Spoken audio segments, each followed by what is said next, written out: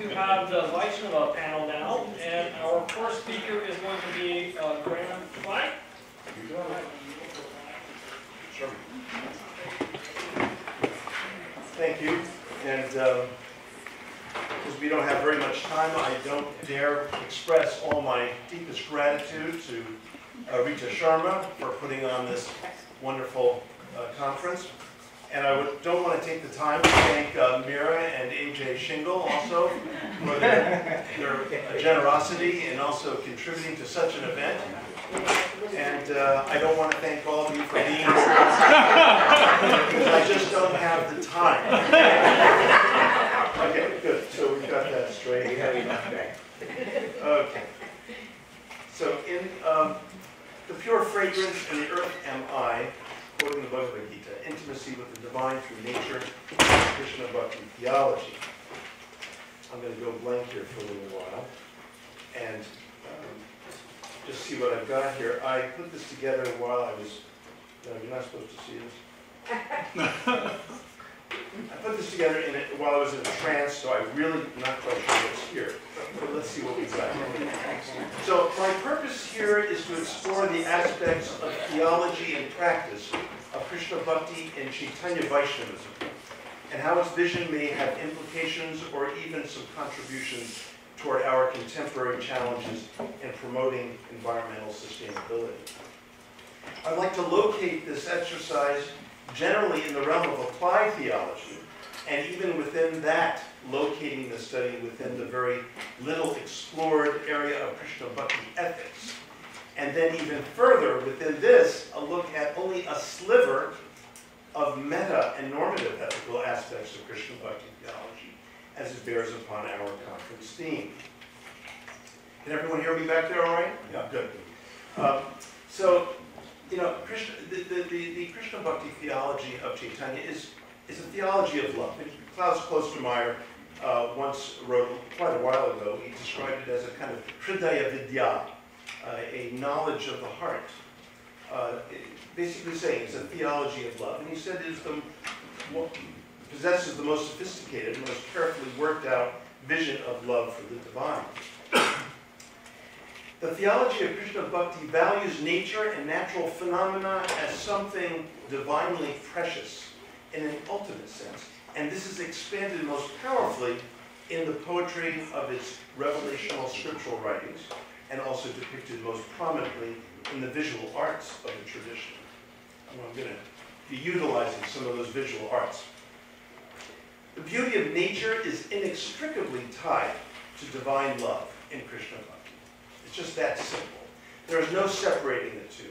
In fact, it is nature that embraces divine lovers when experiencing union, sambandha, and when experiencing aloneness and longing, vipramanva. The natural setting keeps divine lovers together, whether together or apart. It is Yoga Maya's stage set for Leela.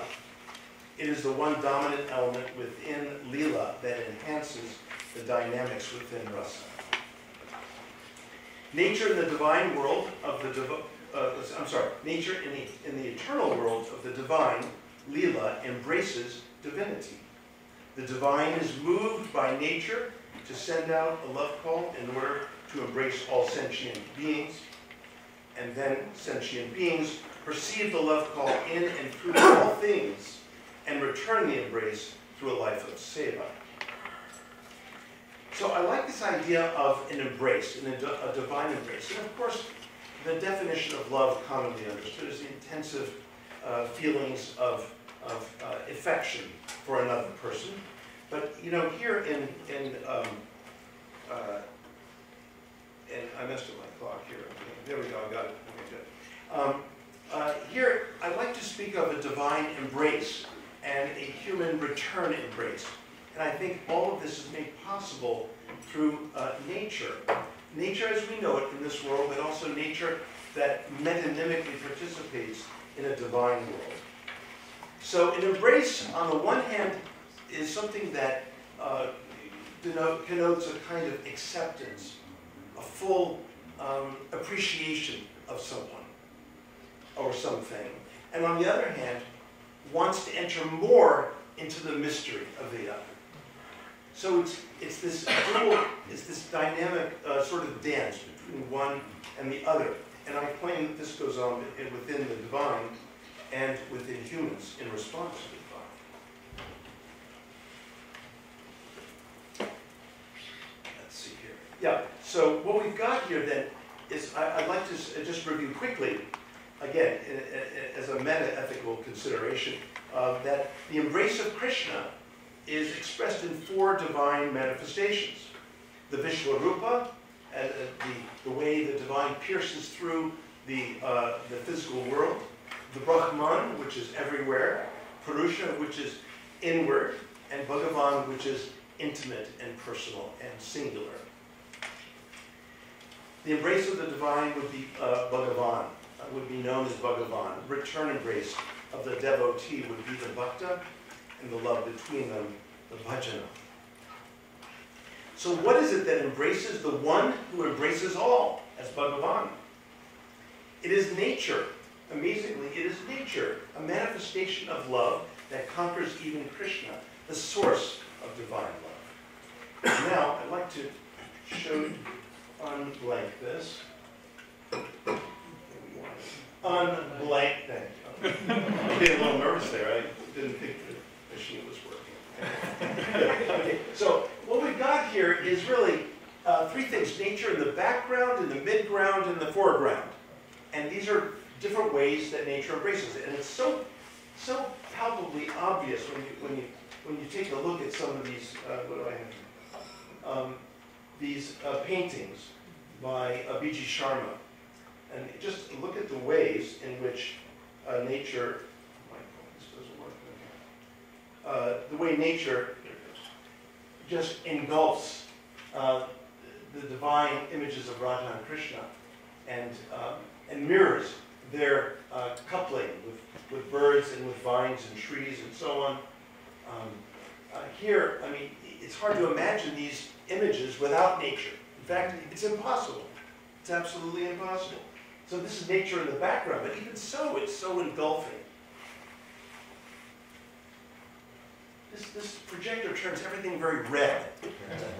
Is there a reason for that? Everything's so red.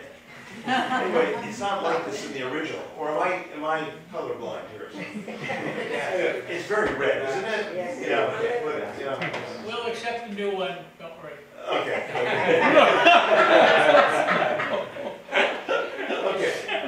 We'll ignore the last comment. Anyway, so nature in the midground. Okay. So this is where, here Radha and Krishna are interacting with the rain that's coming down. And again, much more in the foreground. Nature becomes more forward. And then, of course, Krishna interacting with the cows in the fields. And then certainly the rains and the trees is protecting the cow herds, the cows, and really quite a beautiful painting depicting this. The nature in the foreground. I mean, practically speaking, the Radha Krishna figures get lost in this engulfing, sort of embracing of nature around Radha and Krishna in the grove. Now, I don't know how well you can see this, but this is the scene that Krishna sees that moves him to playing the flute at the beginning of the Ras Lila, the Rasa Panchadhyayi chapters. And the verse is, "Even the beloved Lord, seeing those nights in autumn filled with blooming jasmine flowers, turned his mind toward love's delights, fully taking refuge in Yogamaya's elusive powers." And so it's this scene that he is moved to play his flute. Then the moon, king among stars, arose, spreading soothing reddish rays over the face of the eastern horizon, dispelling the sorrow from those who looked on as a lover caresses his beloved's blushed face, consoling her after long separation. Seeing lotus flowers bloom in the perfect circle of the moon, beaming like the face of Rama, reddish as fresh kumkuma, seeing the forest colored by the moon's gentle rays, he began to make sweet music, melting the hearts of fair maidens with beautiful eyes. So, passage goes on, and so, when they hear the sweet music, young women of Vraja burst out of their homes at night and run off to the forest. Now, the issue of the Vraja Gopikas running out of their homes at night, leaving their husbands, their children, and so on, being very irresponsible, is something that's considered by the text and also by the tradition as something that moves into parodharma, something that goes beyond worldly concerns and ethics. But it's interesting because dharma is maintained also. And Yogamaya provides a stay-at-home image for each of the gopis very conveniently while they're out in the forest. So this is a very nice arrangement, I think. And while it's a kind of theological and aesthetic motif, it is saying that this world is important. It's not the gopis ran out and said, to hell with it. We don't need any image there. And I'm dropping technology a little bit. But it's saying that both are important. And that's why Krishna's very clever double entendres are quite cunning and very clever. Night is a frightening appearance, Krishna says. Inhabiting this place are fearsome creatures. Please return to Vraja. Women should not remain here. The Sanskrit also reads, night is without a frightening appearance. Inhabiting this place are creatures that are not fearsome. Please do not return to Vraja. Women should remain here, oh, ones with beautiful ways. Okay. So he's saying both at the same time. You can only do this in Sanskrit. You can't do this in English.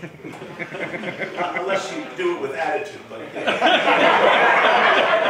I'm not going to demonstrate any of this. But your mothers, fathers, sons, brothers, and husbands cannot find you. They are searching for you. Do not create anxiety for your families.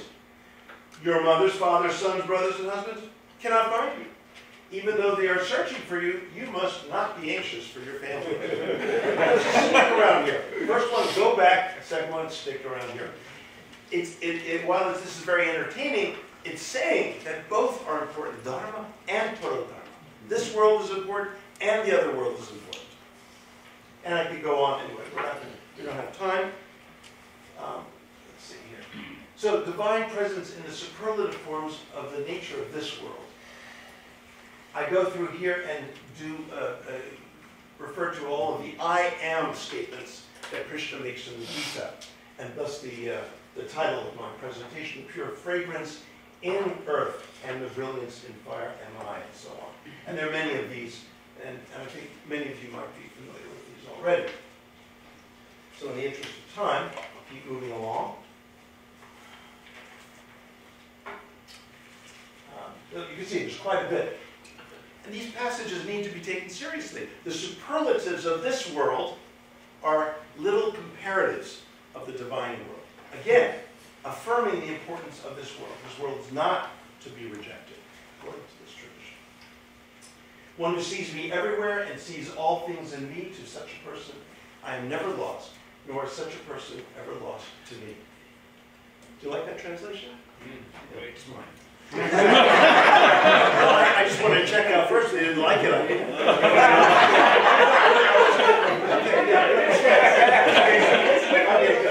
good. So, we're going to move along here because we've got a limited amount of time.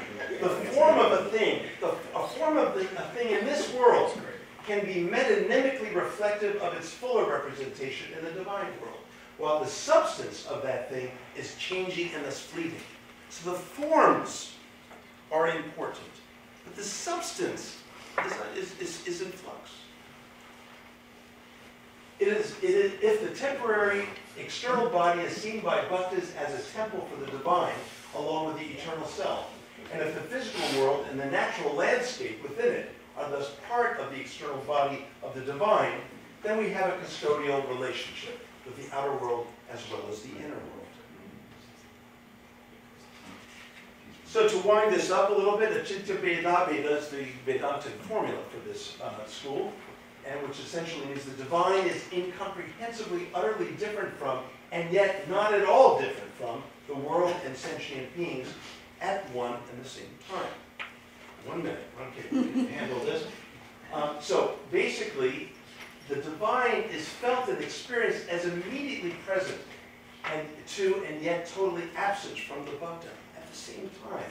And this is what drove Mahaprabhu, Caitanya, nuts, to the point where seeing a forest, he would be mistaken and say, this is Vrindavan.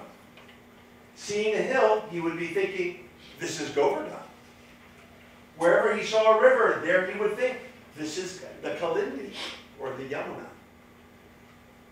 Absorbed in supreme love, Mahaprabhu would dance, and he would fall down weeping. He would dance because he felt gladdened by being in the presence of the divine, and he would fall down weeping because at the same time, he felt just he could not be possibly close enough to the divine. So both were going on. Conclusion, sensitivity leads to sustainability. That's my simple conclusion. How I got there, it's a little bit of non sequiturs going on, right? But just trust me on this, okay? I am not okay, I get 15 more seconds. Okay. A heightened and cultivated sensitivity, which is what bhakti is all about, leads to the greatest sustainability. A cultivation away from pride and egocentrism to an all too rare form of heliocentrism, that's my neologism, which means other-centric, other-person-centric. An ability to be sensitive to the thoughts and feelings of other beings, sevatvam. And even the Sanskrit language has a distinction between the active and middle voice, parasmaipada, totally absorbed in the object, as opposed to the middle voice, atmanepada. Even though it's transitive, it's concerned with oneself. So even the language of Sanskrit has this other focus. And finally, the great joy of love is to be found in the great joy experienced by the beloved. That relationship is without desire for one's own happiness. Where there is unconditional pure love, then this is its way and manner. Love of a person is in the other person's happiness, which is the only objective of one's love. And I'll simply say that maybe Mahaprabhu really wasn't that mistaken. Maybe every hill is Govardhan.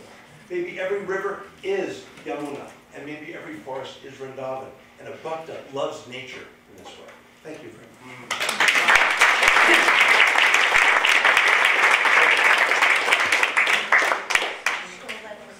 Yeah, I know. So our next speaker is Kogan Bowen. Koji Bowen. You can say.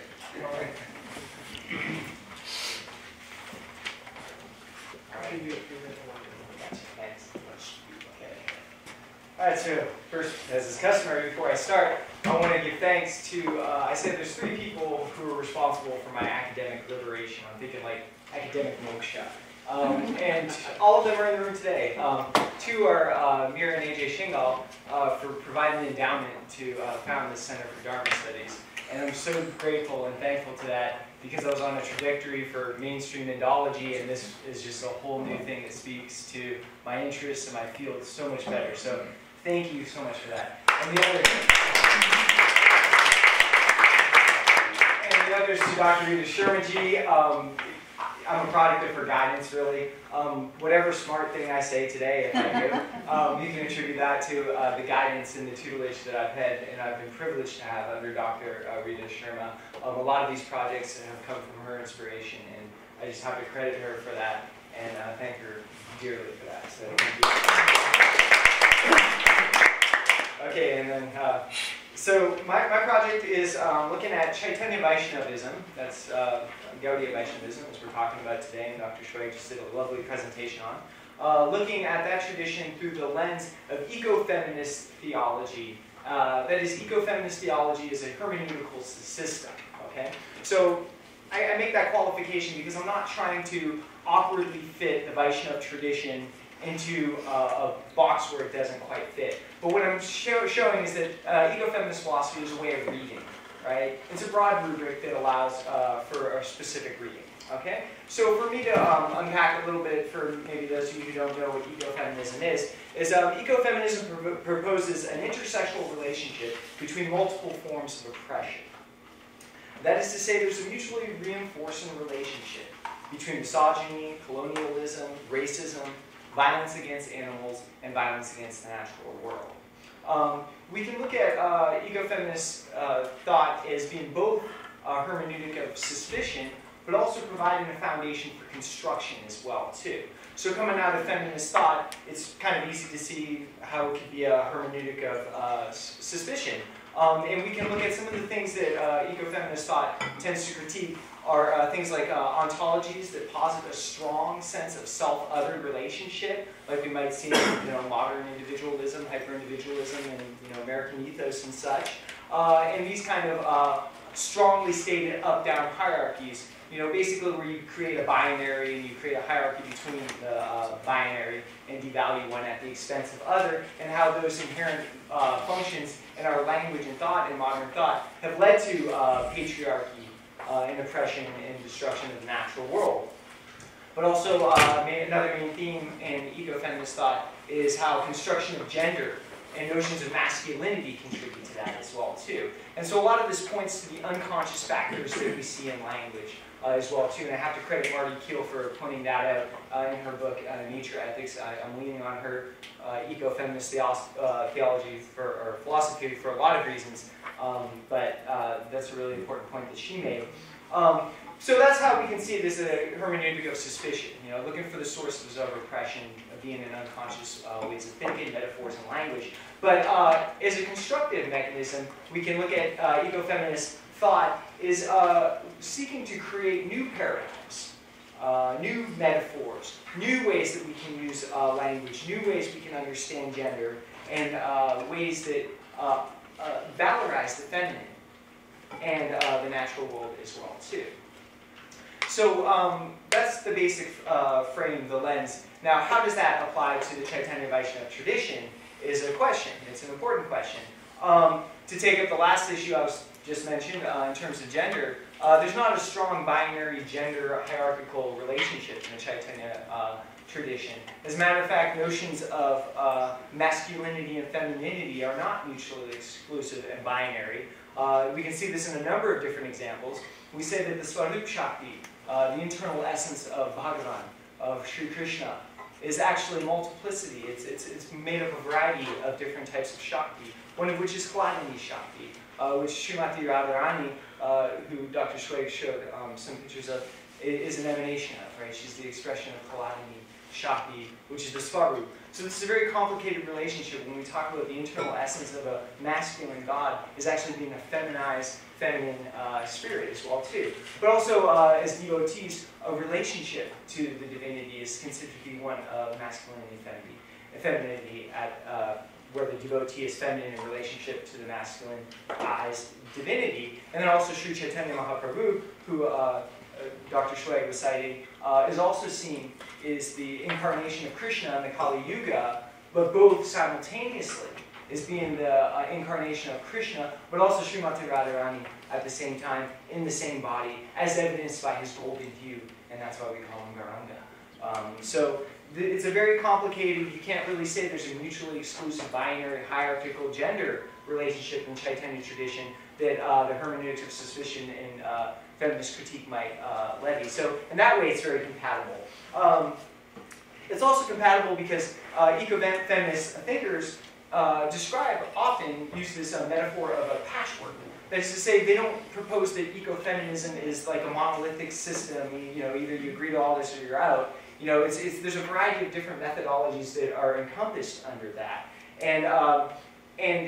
but there is some commonalities within ecofeminist thought that also exist within the Caitanya Vaiṣṇava tradition.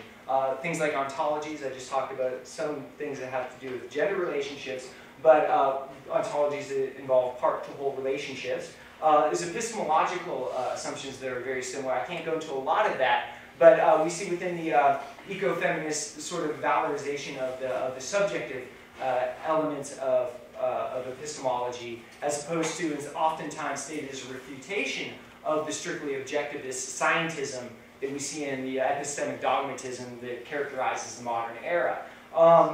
Also, ecofeminism tends to think of care ethics. Okay, now this is a very important point because a lot of times Professor G. Bill Moria yesterday spoke at length of the conflict between utilitarianism and deontology. And a lot of what ecofeminist thought tends to do is kind of subvert, kind of go around that, that particular structure by actually proposing that there's an affect. The agency of affect is maybe more of an ethical force than the rational constructs of philosophy, is evidenced by what's more core to our being, what really impels us to act. And I've been involved in the animal rights movement for a long time. I always say I'm married to the animal rights movement because my wife is a full-time animal rights activist. And what we've seen in the environmental and animal rights movement is that no matter how compelling our arguments are, no matter how solid the science and statistics are, we find that people don't change. But then when we show them a picture of a cow that's going to be slaughtered, a week later we get an email that they went vegan. So drawing on that, the ethical agency of the emotional is a very strong theme, and this has to do with, what did Dr. Schweig? Sensitivity leads to sustainability, right? And that is an impelling ethical force, as is proposed. And as Dr. Schweig showed, the Caitanya tradition is about increasing that sensitivity. Because as bhaktas, we're trying to intensify our loving relationships. That's our very soteriology, is to intensify that loving relationship. So I'm trying to bring Caitanya Vaishnavism into dialogue with the modern environmental movement. And that's an important thing because really with the scope and magnitude of our current environmental crisis, all aspects of human thought and endeavor need to be engaged with this. Every single religious tradition, art, philosophy, everything has to be. So really we all need to be, whatever our backgrounds are. So what I propose is if ecofeminist thought can be considered a hermeneutical lens, then I could say that Caitanya Vaishnavism is an instantiation of ecofeminist theology, right? Without having to contort anything about ecofeminist, just based on Caitanya Vaishnavism being presented in its own terms. It is inherently, I believe, completely compatible with being an instance of ecofeminist thought. Look at the clock. Okay. All right, so I can't unpack all of his points of comparison between ecofeminist thinkers in the Caitanya Vaishnava tradition, but there's one that I would like to lean on pretty heavily here, and this is the ontological similarities here. And once again, I gave a similar presentation to this about a year ago, actually, with Dr. Schweig, and I was doing a lot of the deontology utilitarianism perspective from an animal rights perspective and trying to look at ecology in a way that recognized the value of the individuality, of the individual, right? Marty Kuehl writes a lot in her book, Nature Ethics, actually most of her pretty colossal book, is about the refutation of what she sees as a collapse into holism that is a problem in environmental thought. And we can see this like Leopold's land ethic, for example, where systems become valued at the expense of the individual. And there's actually quite a bit of tension between animal rights activists and environmental movement. There's recently a documentary released called Cowspiracy, which kind of indicts the environmental movement for ignoring animal agriculture's contribution to global climate change, etc. But we also see this with the cozy relationship between some environmental organizations and hunting and fishing organizations, and when species are considered to be invasive and therefore are eradicated, right? This is inimical to cultivating an ethic of care. I mean, talk about intrinsic worth. I mean, that's transitive value. Being is only valuable insofar as they either contribute or detract to the system. And the second they don't, get rid of them, they're invasive, okay? So this is ecological management. Who was it that said that? That's what that is, right? This is not fostering an intrinsic feeling of care. This is not following Dr. Schweig's sensitivity is sustainability dictate. So this is a Chintya Veda Veda Tattva, this part of the whole relationship that creates an equal valuation of part to whole. It's not a hierarchical valuation of part to whole, whereby the whole is considered to be more important or more ultimate than the provisional part, right? But they're equally valued, thereby deconstructing and obliterating any sort of hierarchical binary between them, and that is exactly Achintya Veda Vedataka, and this is what is instantiated with Marty Keel's quote. I will say, she says, ecofeminist thought is, quote, an invitation to dissolve the dualistic thinking that separates reason from emotion, the conscious from the unconscious, the domestic from the wild, and animal advocacy from nature ethics.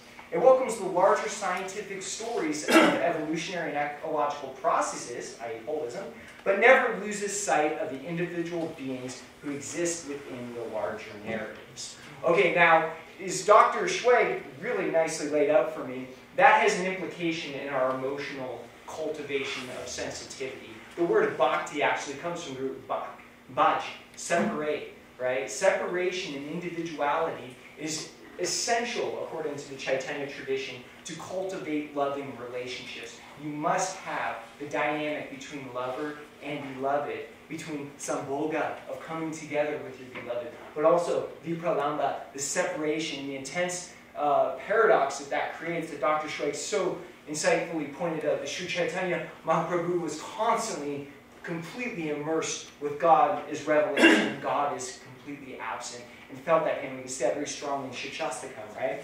And the emotional implication, that the realization, the valuation, the equivalent valuation of part to whole, how that mandates that. So Dr. Keel acknowledges this in her ecofeminist thought, and she cites Marilyn Frye to that regard. Quote, one who sees with a loving eye is separate from the other whom she sees. There are boundaries between them. She and the other are two. Their interests are not identical. They are not blended in vital parasitic or symbiotic relationships, nor does she believe they are or try to pretend they be. So we see an example of how the ontology of separation is both systems considered to be essential to the cultivation of a loving ethic of care. All right, thank you very much.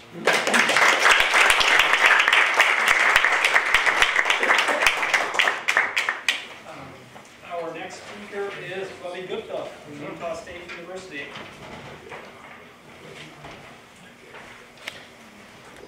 So I'm going to echo everyone here because that deserves to be echoed. Thank you to Rita for inviting us, as well as everyone here at the center. I want to thank her especially for giving me 17 and a half minutes instead of the usual 15. So.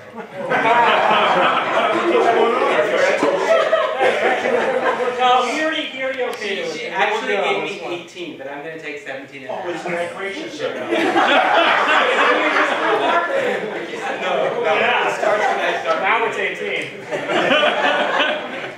Thank you all also for being here until the very end. Rita also mentioned that anyone who stays till the last paper gets dinner, right? So, the title of the paper is Trees in Trouble, Humans in Need, Conflicting Environmental Priorities in the Bhagavad Gita. Religion and ecology are indelibly linked in India. Sacred texts, devotional narratives, and religious convictions often motivate environmental action and provide cultural resources for ecological initiatives. Examples abound.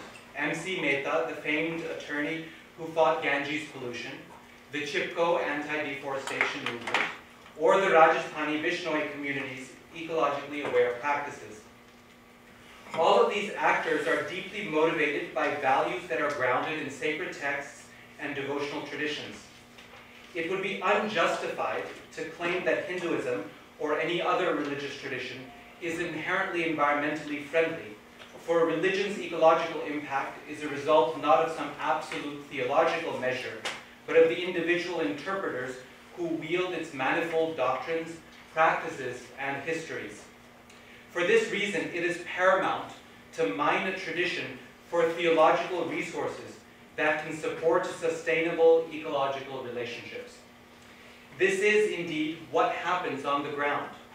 Religious concepts and stories are reinterpreted by practitioners who employ an endless process of meaning-making in the service of new environmental challenges. When it comes to Vaishnava Hinduism, particularly the various traditions devoted to Krishna, there can be few theological resources as influential as the Bhagavata Purana, which has remained the consummate Krishnaite scripture for at least 7 centuries, and has thus been employed in several recent ecological initiatives. Take, for example, the movement to protect the Yamuna River in Vrindavan, a major pilgrimage center in North India, regarded as Krishna's childhood home. Leaders of the movement draw upon the Bhagavata Purana's story of Kaliya, a multi-hooded cobra that took up residence in the Yamuna River, poisoning the plants, animals, and people of Vrindavan. Krishna fearlessly jumped into the river to fight the serpent, eventually dispatching it to the sea and thus protecting his home. Today's activists argue that Kaliya is back, its hoods replaced by the many pipes of raw sewage flowing into the Yamuna and turning the river into poison for all who depend on her holy waters. The term Yamuna Seva, service to the Yamuna, which is typically used to describe the ritual worship of the river goddess, has been reinterpreted to mean the loving act of protecting the river from pollution. Another example comes from the Chipko movement. Activists, often women, have resisted logging operations by tying rakhis on trees and embracing them, while listening to week-long Bhagavata storytelling, Gatha, particularly accounts of Krishna's protection of Vrindavan's forests. Besides the story of Kaliya, there are any number of other narratives we might examine to ascertain the Bhagavata Purana's attitudes towards the environment. There is Krishna's worshipping and lifting of Mount Govardhana to protect the people of Vrindavan from torrential rain, or his extinguishing a Vrindavan forest fire, or his dispatching a demon who was preventing the village residents from accessing the forest.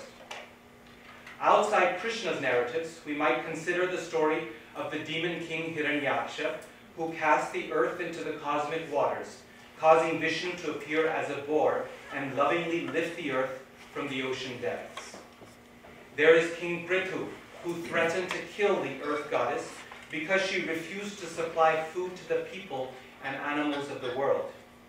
And near the end of the Purana, we hear from the earth herself, as she sings in bemused and sarcastic tones about all the kings who have tried to rule her, ever intent on expanding their domains, only to be killed by the inexorable power of time. Many of these accounts share a common theme, namely the relationship between a king's dharmic rule and the fertility of the earth. This relationship is attested throughout Indic literature, including the Bhagavata. The king is the embodiment of Vishnu and husband of the earth, Bhupati. Thus, with his righteous rule, the earth will serve as a nourishing mother for her offspring. David Kinsley explains, I quote, "Indeed, it was held that without the king's beneficial influence, without the manly vigor of the king, the earth's fecundity would remain untapped. The earth would remain unproductive. The king entered into a relationship with the earth in which he could stimulate her, a relationship that was understood as not unlike marriage. In the absence of a king, or in the absence of a virtuous king, the earth could withhold her bounty." We find this pattern at play in the Bhagavata Purana. When the world is ruled by the cruel and lawless king Vena, for example, the people suffer for lack of food and natural resources. In desperation, the Brahmanas kill Vena and replace him with the virtuous Prithu, whom the Bhagavata regards as an avatara of Vishnu. Prithu is surprised and angered by the earth's refusal to nourish her children and threatens to kill her.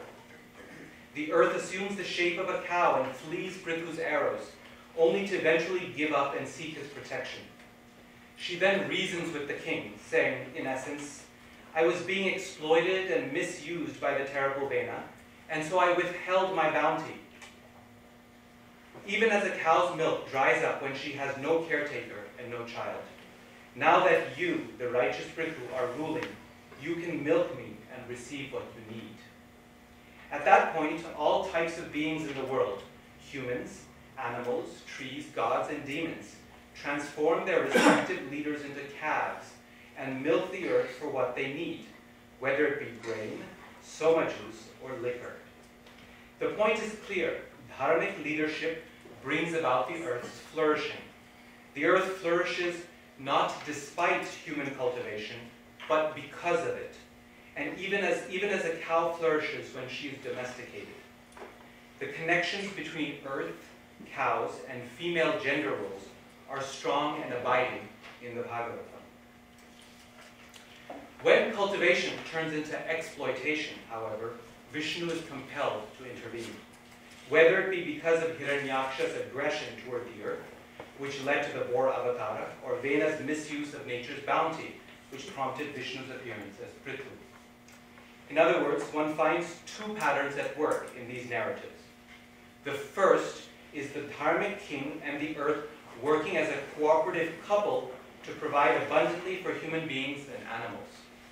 The second involves the non-dharmic king selfishly exploiting the earth so that the earth can no longer provide for her offspring. None of the narratives we have discussed thus far allow for a third possibility, namely the dharmic king who wants to provide for his subjects but finds that the earth cannot provide enough to satisfy their needs. The Bhagavata seems to be making a theological statement. A shortage of natural resources always indicates the lack of dharmic leadership and the resultant uncontrolled exploitation of the earth, since by definition the earth has enough for her children. While we might make do with this binary, a third possibility does emerge in a short and little-known narrative in the 4th book of the Bhagavata Purana, namely the story of the 10 Prachetas. These 10 brothers were the sons of King Prachina Vahi, and on their father's request they set out to perform ascetic practice and thus prepare themselves to rule the kingdom. They find a beautiful reservoir and decide to meditate within its waters, holding their breath. They meditate on Vishnu using a mantra given to them by Shiva, and after 10,000 years of meditation, Vishnu appears before them and blesses them with prosperity, future progeny, wisdom, and devotion. When the Prachetas emerge from the water, however, they see that the earth is covered with trees, and this incites their anger. Commentators explain that while the Prachetas were meditating, their father had retired from the throne, and without the king's oversight, trees had covered the earth, leaving no space for agriculture or human habitation. The Prachetas' anger knows no bounds, and using their yogic power, they release fire and air from their mouths to burn the trees, determined to make the earth treeless. Seeing this impending complete destruction of the earth's trees, the four-faced creator Brahma hurries to the spot and calms the Prachetas' anger by appealing to their reason. This story has always bothered me, which is why I chose it for this presentation. So Brahma hurries to the spot and calms the Prachetas' anger by appealing to their reason. In case reason is not enough, though, Brahma advises the trees to offer their beautiful daughter, Marisha, in marriage to the Prachetas. The brothers accept, making this one of a few instances of polyandry in Sanskrit literature, and then take up rule of the kingdom, eventually raising a worthy son. Philip Lutgendorf points out that clearing forests for human use is a common task for kings in the Mahabharata, and they do so unapologetically. I quote, "The forest is for them primarily a zone for exploitation and consumption, and there is no sense in the epics of the modern notion of the fragility or endangerment of the forest ecosystem," unquote. This bleak assessment of the epics, the Mahabharata and the Ramayana, is difficult, the Valmiki he's speaking of, is difficult to sustain in relation to the Bhagavata Purana, I would argue, given its several narratives of praise and protection for forests, some of which I've discussed. The story of the Prachetas is especially noteworthy because of its acknowledgement by both the text and its commentators of the fragility, or at least the limited availability, of the forest environment. The narrative seems to acknowledge that scarcity of natural resources is possible even without demonic leadership, due to a more straightforward cause, namely the ever-growing needs of human actors.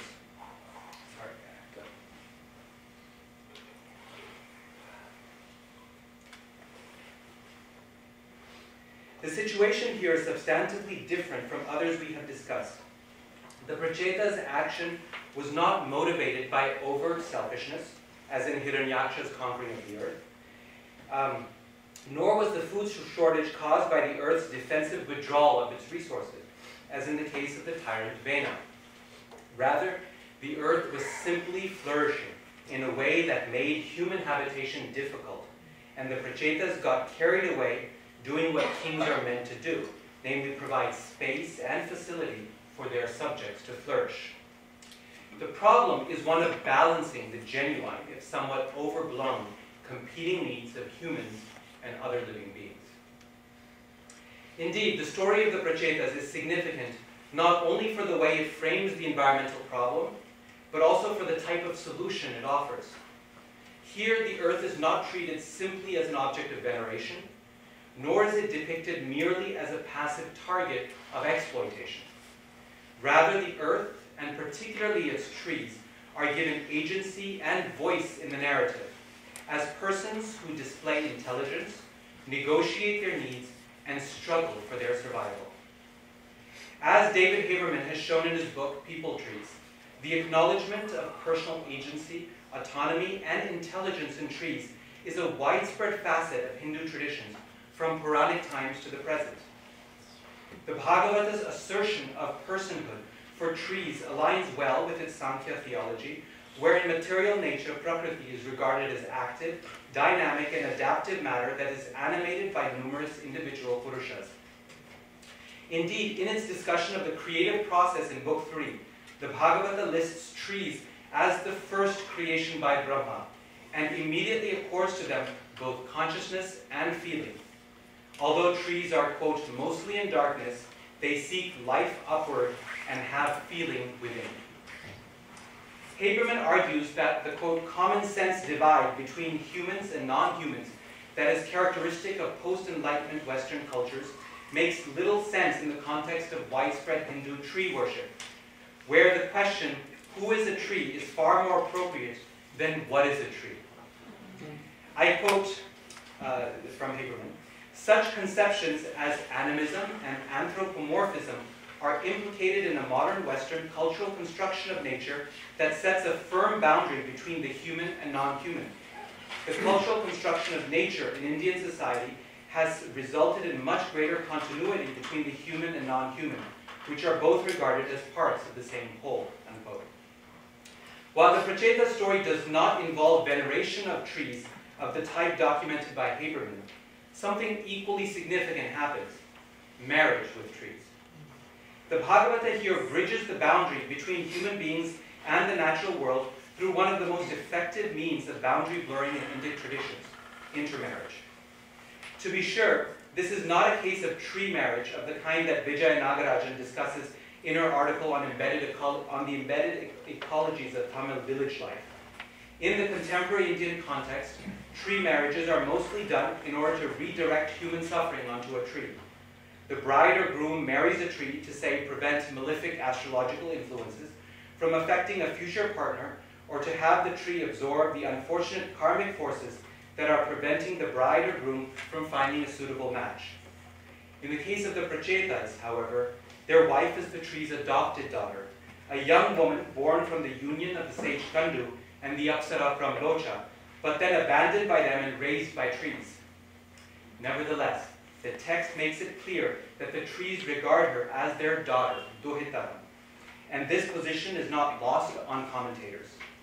The Madhva commentator Vijayadvaja Tirtha asks why the trees would have been willing to perform Kanyadan, the sacred and emotional act of giving one's daughter in marriage, when the grooms seem to bear anger toward the trees. In other words, why would the trees trust the Prachetas? Vijayadvaja concludes that their willingness was a result of their trust for Brahma, who recommended the match and must have reassured them of its success. Interestingly, none of the commentators finds a need to justify the agency ascribed to trees in this story, particularly their ability to perform kanyada, the ultimate act of giving, thus reinforcing the notion that the personhood of trees is common sense and commonplace in Hinduism, resulting in the cultivation of personal relationships with trees. As Nagarajan puts it, I quote, "In general, the ritual of arranged marriages in India is used to cement the bonds between separate families. Establishing relationships with the natural world is as important for the family's survival as the marriage between humans," unquote. Here, the situation is the inverse of contemporary Indian tree marriage. By marrying into the family of trees, the prachetas essentially create a bond with them that guarantees the tree's future survival. While logic and good argument may or may not have provided sufficient protection for the prachetas, entering into bonds of kinship gave the trees a greater degree of reassurance. And therein lies the most valuable theological resource of this short narrative. The prachetas emerged from their meditation to see the earth's surface covered by trees, and their depersonalized view of the trees allowed them to unrepentantly scapegoat the trees for their own absence as kings. The trees take the fall for their anger, which knows no bounds until Brahma forces the prachetas to recognize the tree's agency, autonomy, and sentience. This recognition is secured and deepened through personal relationships, in this case marriage, thus making the trees sajatiya, part of the same kinship networks as human beings. The Pracheta story provides a starkly honest perspective on human beings' potential for ecological destruction, while also offering hope for transformed relationships with the natural world.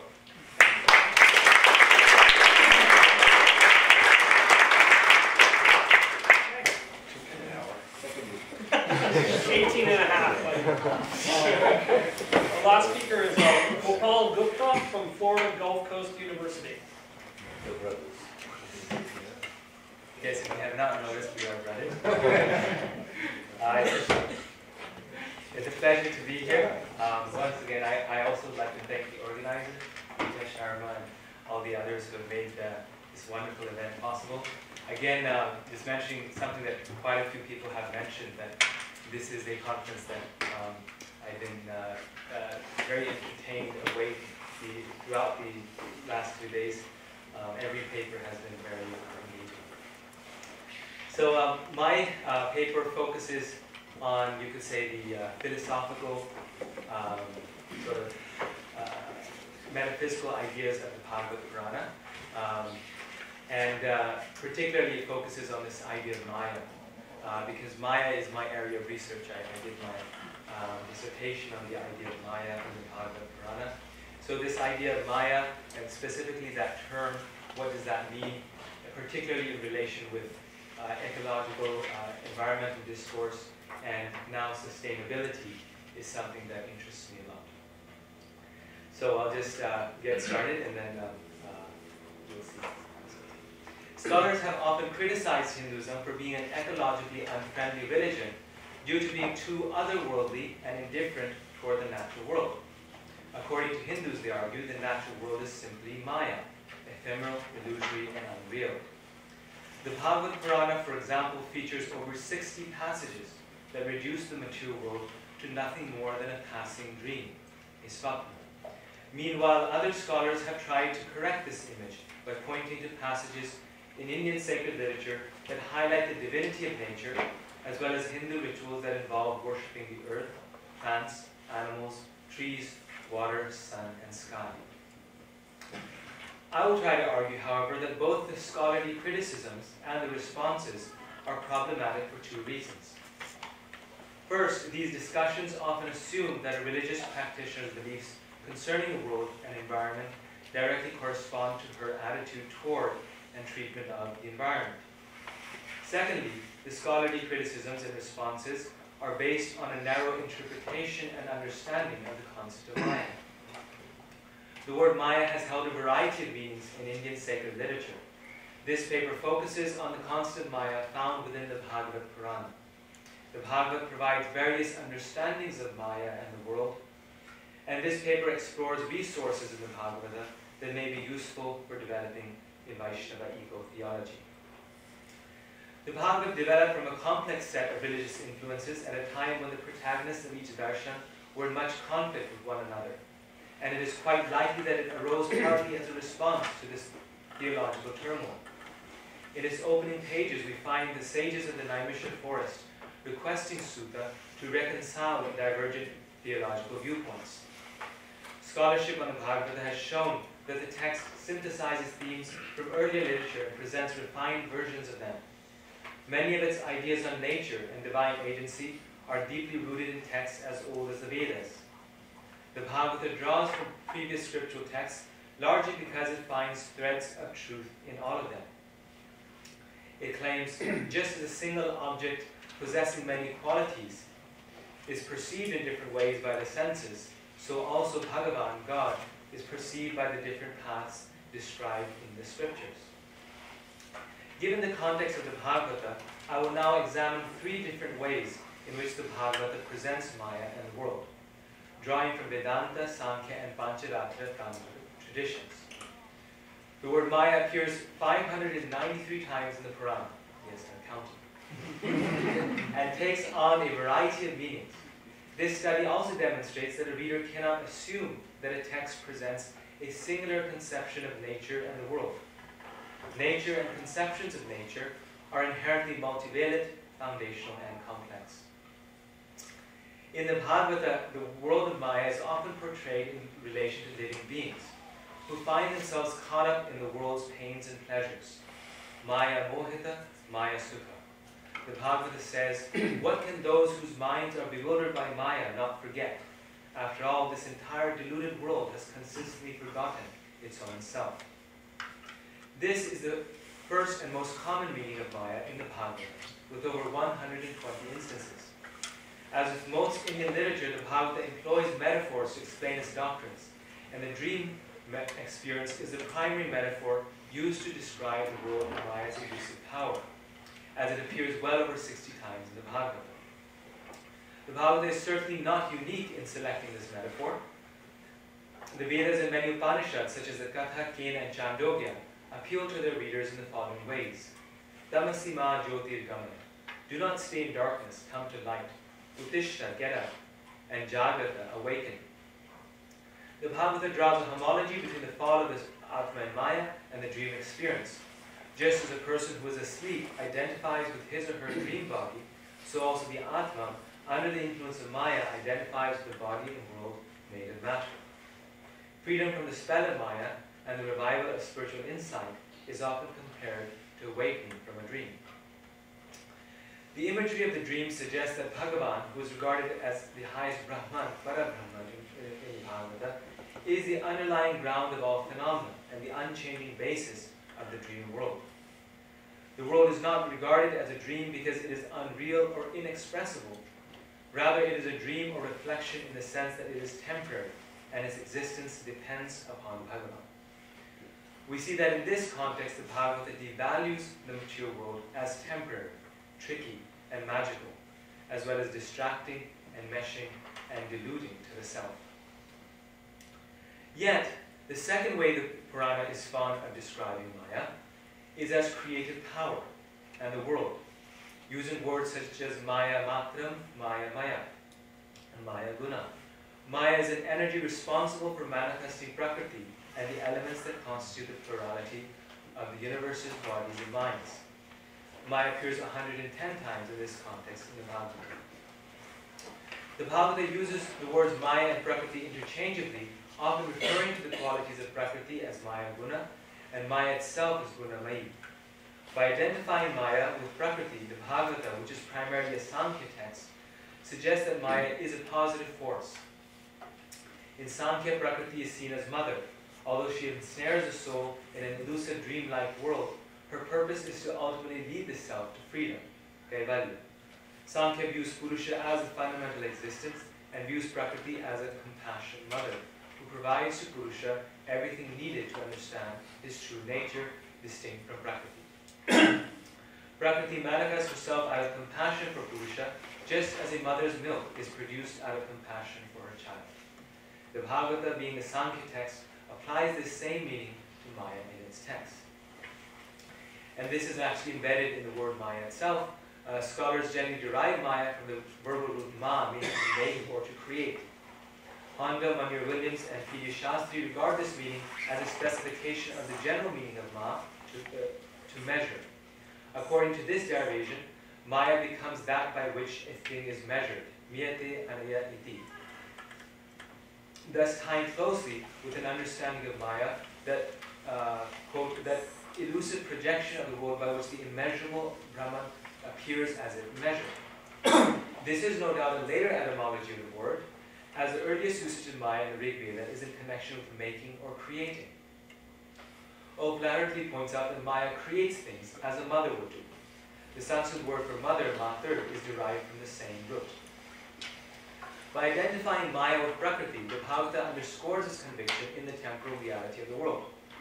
The Bhagavata uses the Parinamavada theory of manifestation to show how the world is a real and divine emanation from Vishnu's Maya. The Bhagavata says, I, Vishnu, create, maintain, and destroy myself, by myself, and in myself, through the potency of my own Maya, by means of myself as the gunas, senses, and elements. According to this text, all that exists is a transformation of a single cause Vishnu.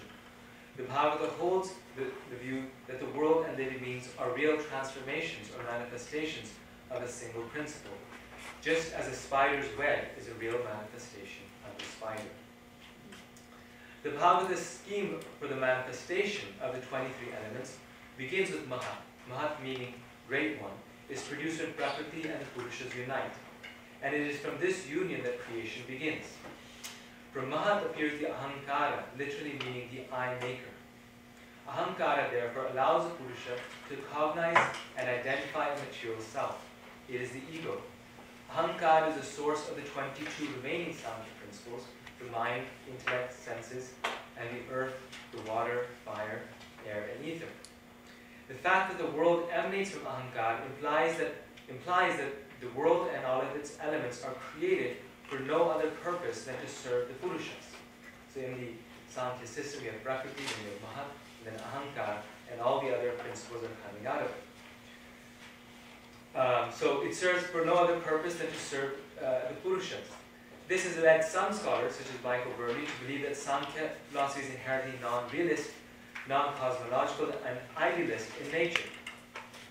Burley's understanding, however, is incorrect. Since Ahankara is a manifestation of Prakriti, it must be fundamentally extrinsic to the Purusha. Thus, the fact that all of creation rolls forth from the universal power of Ahankara does not show that Sankhya is idealist. Rather, it shows that, like Aristotelian metaphysics, the Bhagavata Sankhya scheme of manifestation is intrinsically teleological and is relevant to the soteric enterprise of self-revelation. The Ahankara is the world as well as a conception of a particular mind-body world complex. This conception of Prakriti and Ahankara provides some resources for discussions on sustainability. According to this view, nature and our conception of self are inseparably related to each other and they constantly modify one another. The world constructs our conception of self, and our conception of self affects the world.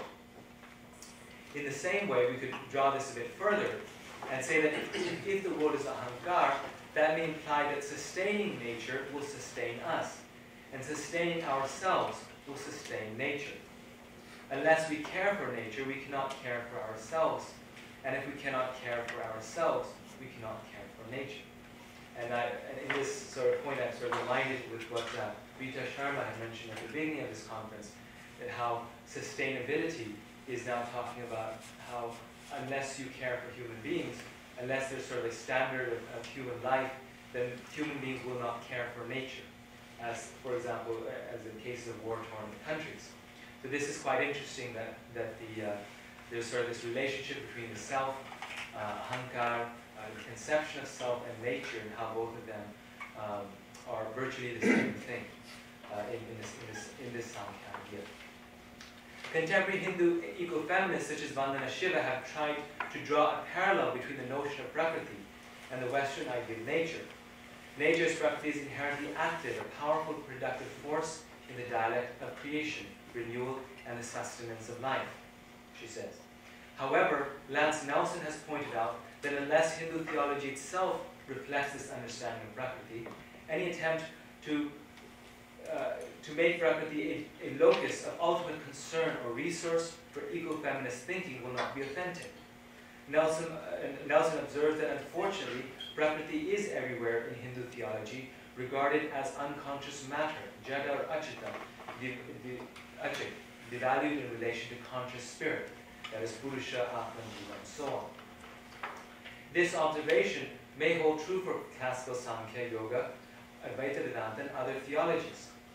The Bhagavad, however, repeatedly identifies Prakriti with Maya, and in its text, Maya is personified as the divine feminine. And this leads us to the third common usage of Maya, as Shakti. In the Bhagavata, Maya is often described as the energy or power of Bhagavan, and is explicitly referred to as Maya Shakti. Maya is used 73 times in this context in the Bhagavad. Like the Bhagavad Gita, the Bhagavad repeatedly unifies Maya with the Purusha, often referring to it as Krishna Maya, Vishnu Maya, Atma Maya, Deva Maya, and Isha Maya. Maya is often referred to as Yoga Maya to signify the power the Lord uses for divine sport, or Leela. The Bhagavata personifies Yoga Maya as Krishna's younger sister. Before Krishna descends to earth, he tells Yoga Maya to make the necessary preparations. Quote, "Go, O auspicious goddess, to Raj, picturesque with gopas and cows. People will honor you as a supreme controller and bestower of all favors and desires, and will worship you with incense, offerings, and sacrifices. They will erect temples for you on earth known by such names as Durga, Bhadrakali, Vijaya, Vaishnavi, Kumada, Chandika, Krishna, Madhavi, Kanyaka, Maya, Narayani, Isha, Sharada, and Ambika." As a result of passages such as these, scholars have argued that the Bhagavata's conception of Yoga Maya draws upon a common goddess tradition, which regards Vaishnava forms of the goddess, such as Vaishnavi, Narayani, and Krishna, as identical to Shaiva forms such as Ishani, Sharada, and Ambika, and Shakta forms such as Durga, Bhadrakali, and Chandika. All these names are regarded as synonyms for Yoga Maya, revealing the synthetic approach of the Bhagavata, as well as the sanction of the concept of Maya by all the three schools. The personification of Yoga Maya in the Bhagavata has also inspired much folk drama and poetry among Vaishnava traditions today. A good example of Yoga Maya's important role in the Christian traditions is the pilgrimage dramas of Vrindavan, which have been transcribed and discussed in detail by John Hawley at Play with Krishna, pilgrimage dramas from Vrindavan. So, thus we have seen that the Bhagavata perceives the world and all its substances not as illusion but as powers of Vishnu. Far from presenting Maya in the world as appearance, the Bhagavata portrays the world as a real transformation of Vishnu's energy. Scholars who interpret Maya simply as ephemeral illusion, unreal, and in appearance make the mistake of reading one interpretation of Maya in all of Hinduism.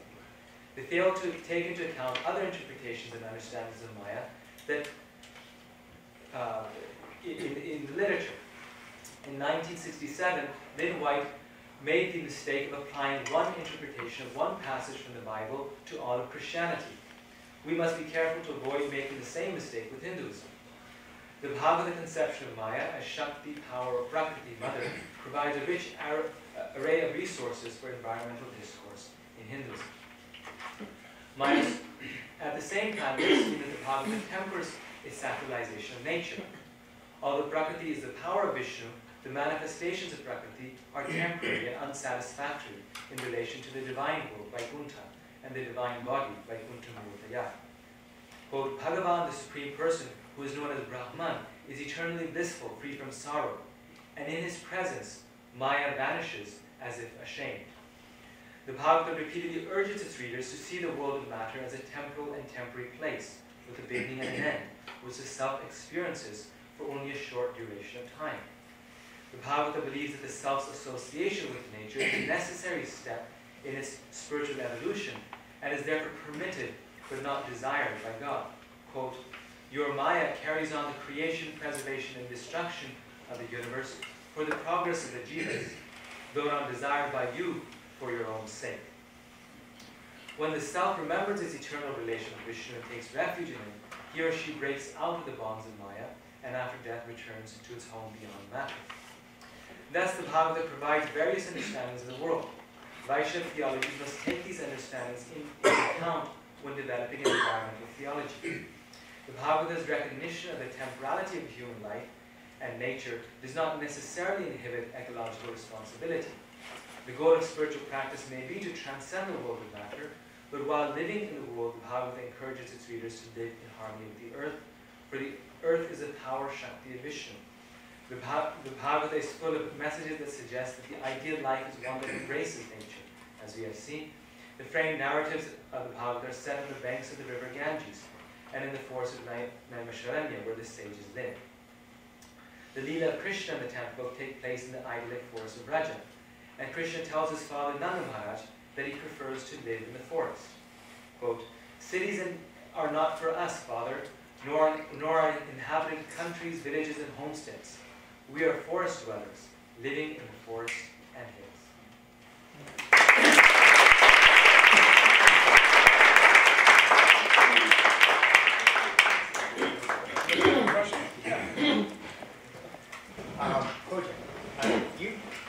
You brought up, one of the points you brought up, I think a very important issue, and it's and I just wanted to get your take on something that's happening right now.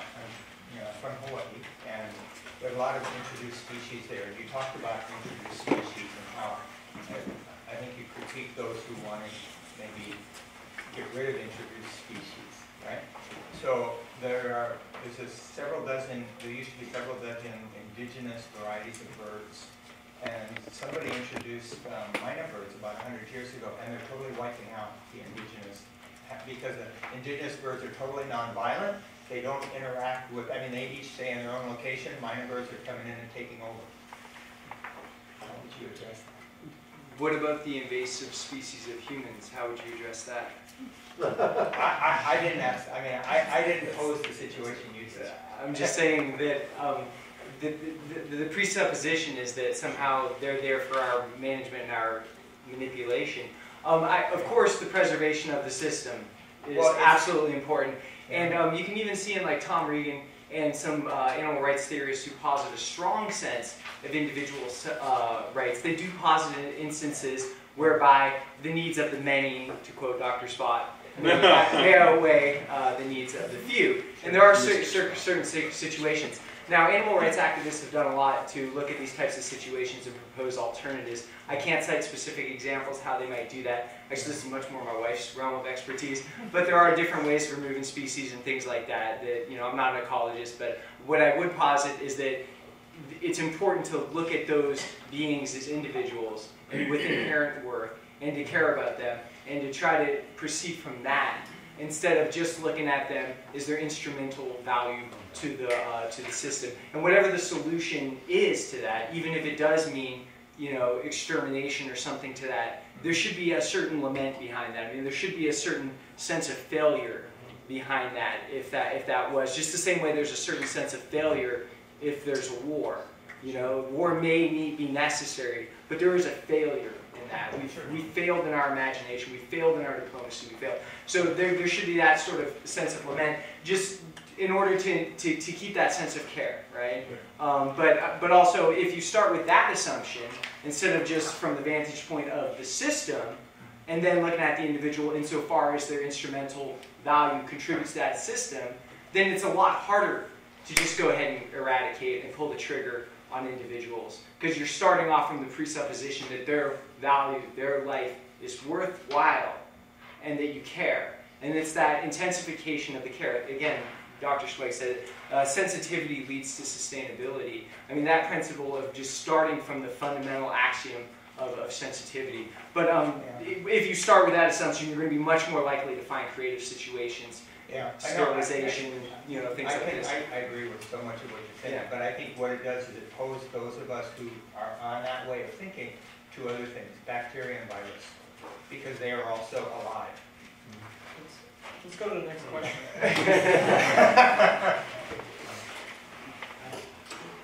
A very quick question to Kojin. The conflict that you rightly pointed between utilitarian and ontological insight beyond that. But I was using that more to sort of say, well, you know, there are now alternative movements that people are looking for, including ecofeminists. And the ecofeminists, okay, they have sort of played around with care ethics and so forth because of the affect element. But in fact, they're probably one of the leading protagonists of virtue ethics. You know, if you really look at it, That's something, and that's something that it's a framework that's needed. What I find in this panel, there's a lot of narratives, so one might call sort of narrative ethics, or certain kinds of normativity being worked towards. But in terms of sort of really grounding things into a framework of ethics, we might, I think, need, if we were to persuade the ecofeminists by suggesting, as Gopal did, that Prakriti is not, an illusion and idealism and so on, it's not really going to cut ice. What's needed right now is a very, very deep, very, very well thought out ethical framework which starts with principles and so forth. And it's a lot of work. We might need another conference on that. Let's take the other question. They were to answer. This is a comment about very good paper, Gopal. I just want to mention that I've done some research on that. Maya, starting with Ma. You mentioned May. Maya means the essence of.